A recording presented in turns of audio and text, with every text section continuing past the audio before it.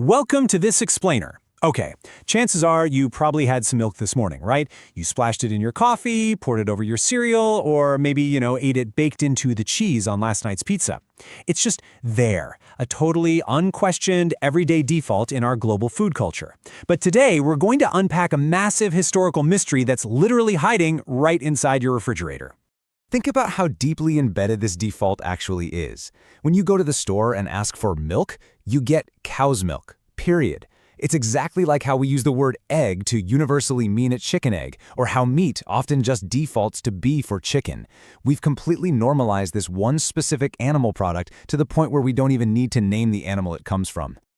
Okay, let's dive into this, because here is the central mystery that almost nobody stops to ask. There are over 5,000 species of mammals on our planet, right? And by definition, every single one of them produces milk to nourish their young. So, why did one specific species of bovine win the global lottery? Why the cow?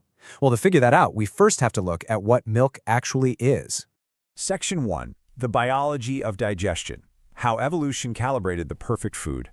And this brilliantly illustrates that milk isn't just one generic, one-size-fits-all liquid. Evolution painstakingly calibrates it as the perfect food for specific offspring. I mean, the composition varies wildly depending on the species. Human milk is roughly 3.8% fat. Cow's milk is pretty close at 3.7%, though it has less lactose. But then you look at seal milk. It's literally made of nearly 50% fat. Why? Because seal pups have this intense evolutionary need to rapidly pack on a thick layer of blubber just to survive freezing ocean temperatures. Evolution highly customizes milk for the specific physiology of the baby consuming it. And honestly, this is exactly why human infant formula based on cow's milk has to be so heavily processed. We literally have to go in and manipulate the lactose and protein structures to bridge those biological gaps just so human babies can safely digest it. Which brings us to lactose, the sugar found in milk, and the specific enzyme you need to digest it, called lactase. Naturally, all mammal infants produce lactase so they can actually digest their mother's milk. But in most species, once the baby is weaned, lactase production just shuts down. I mean, it's metabolically expensive to keep manufacturing an enzyme you're never going to use again, right? And that shutdown causes lactose intolerance. But for humans, a random genetic mutation popped up about 10,000 years ago called lactase persistence. This mutation kept that lactase enzyme active way into adulthood, and it permanently, and I mean permanently, changed the course of human history. Interestingly, though, we were actually eating dairy way before that genetic mutation even took hold. Back in prehistory, early humans accidentally stumbled upon cheese. They were storing milk in these pouches made from animal stomachs, and the natural enzymes in those stomachs ended up curdling the milk. The absolute game changer here is that when you drain the whey, you remove almost all the lactose. So this total accident allowed early farmers to safely consume dairy. It was only way later, around 10,000 years ago, that the lactase persistence mutation happened, which gave humans a massive survival advantage by letting us drink fresh, liquid milk.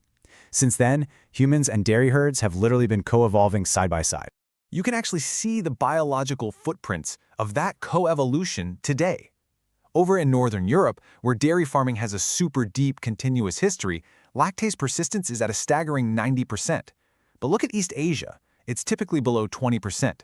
In sub-Saharan Africa, it sits around a mixed 40%, and that's largely isolated to specific pastoralist groups like the Maasai, who actually have a long history of keeping herds. It is literal natural selection in action, directly mirroring the local historical presence of dairy animals. Section 2. A world of alternatives. What the rest of the world drinks. But hey, humans don't just drink cow's milk. The gap between cows and, well, everything else is actually way smaller than folks in Western countries tend to think. Goat's milk, that's the second most consumed milk globally. It has smaller fat globules, which makes it a whole lot easier to digest if you struggle with cow's milk. Coming in third is sheep's milk, which boasts roughly double the fat of cow's milk. Because it is so incredibly rich, you rarely drink sheep's milk fresh. Instead, it absolutely dominates the Mediterranean and Middle East for producing these world-famous dense cheeses. Think Roquefort, Manchego, Pecorino, and Feta. But if you move into more extreme environments, the cow is honestly completely useless. Out in the arid deserts of the Middle East and North Africa, camel's milk is the absolute staple. It's got lower lactose, higher vitamin C, and it's perfectly suited for arid survival because it just doesn't spoil as quickly. Contrast that with the freezing high altitudes of the Tibetan Plateau. Cattle literally cannot survive there, but yaks? Yaks thrive. Yak milk packs more than 7% fat, which provides the dense, high-calorie energy you desperately need to survive the freezing cold. It's most famously used in traditional Tibetan butter tea. And across the sweeping steppes of Central Asia, nomads rely heavily on horses, specifically mare's milk. Now, mare's milk has a pretty high lactose content, which actually makes it perfectly suited for fermentation. The result is a drink called kumis.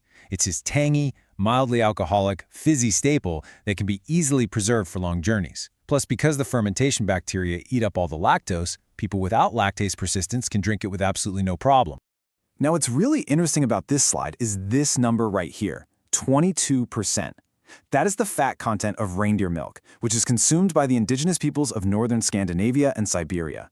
To put that into perspective for you, reindeer milk is essentially heavy cream, straight from the pour.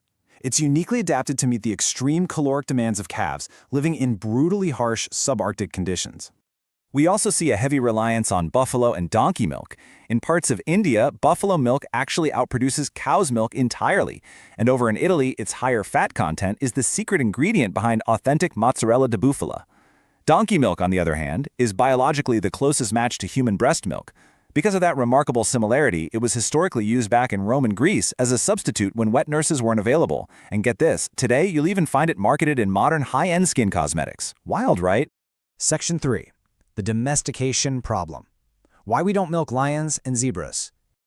So, this brings up a very obvious follow-up question. If milk is so wonderfully adaptable, and we can clearly get it from reindeer, camels, and donkeys, why do we limit ourselves to just a dozen animals out of 5,000? Well, to make milking an animal agriculturally viable, that animal has to pass through a totally ruthless domestication filter. First, they absolutely must tolerate close, safe human contact. Second, they need to breed reliably in managed herds. Third, they have to be willing to produce extra milk beyond what their own babies need. And fourth, they have to yield a high enough volume to make all of our human effort worthwhile. Very, very few animals actually pass this test. You can really see this filter in action when you contrast a docile herd animal with a wild threat. Cows and goats, they're adaptable, manageable, and have very low fear responses. Now, theoretically, lion's milk is incredibly rich and entirely edible, but milking a lion is obviously a terrible agricultural strategy. Elephants produce milk too, but female elephants with calves are wildly dangerous to approach. You might think zebras would work since they're close cousins to the horse, but they have these specific aggressive fear patterns that have completely resisted literally every single human attempt at domestication in history. And then you have these biological marvels like the kangaroo, which totally defy human agriculture but for completely different reasons. A mother kangaroo can actually produce highly customized, biochemically different milks simultaneously from different glands, just to feed multiple joeys at completely different developmental stages. I mean, it's an incredible evolutionary feat, but it makes kangaroo milk entirely incompatible with mass agricultural collection. Section 4. Why the cow won. Geography, scale, and history. Which finally brings our investigative mystery to its conclusion. Out of the handful of animals that actually did pass that strict domestication filter, why did the cow win? So the crucial point is raw scale. Just look at this staggering volume advantage. A single high-producing dairy cow can yield 10,000 liters of milk per year. That's enough to fill a small swimming pool. Compare that to a goat at a maximum of 800 liters or a sheep at just 400 liters. When it came to feeding massive settled agricultural populations, the cow immediately crushed all of the competition. Plus, the cow had geography completely on its side. Cattle were perfectly adapted to the temperate ecological zones of early European civilization. They could just graze on uncultivable pasture land and efficiently convert regular grass, which remember, humans absolutely cannot digest, into an abundant massive source of milk and meat calories. Let's move to and see how this builds, because historically this advantage severely compounded. During antiquity, European cattle-based agriculture established really deep roots. But the real massive shift happened roughly 5 centuries ago with the start of European colonial expansion. Colonizers exported not just their languages and cultures, but their agricultural systems, including cattle, to the Americas, Australia, Asia, and Africa. This global expansion forcefully displaced countless local alternative dairy traditions, artificially setting up the cow's milk supply chain as the global default we know today. So, to sum the whole shebang up, the global dominance of cow's milk is not some grand biological verdict on its nutritional superiority.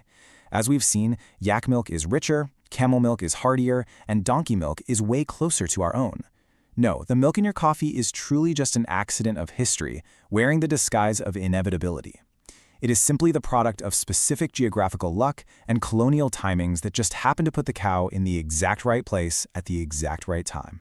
Which leaves us with a really fascinating thought to chew on. Knowing that the standard carton of milk sitting in your fridge right now is really just a giant historical accident, what other unquestioned daily defaults in our modern lives are completely arbitrary? Keep asking questions, keep challenging those defaults, and I'll catch you in the next explainer.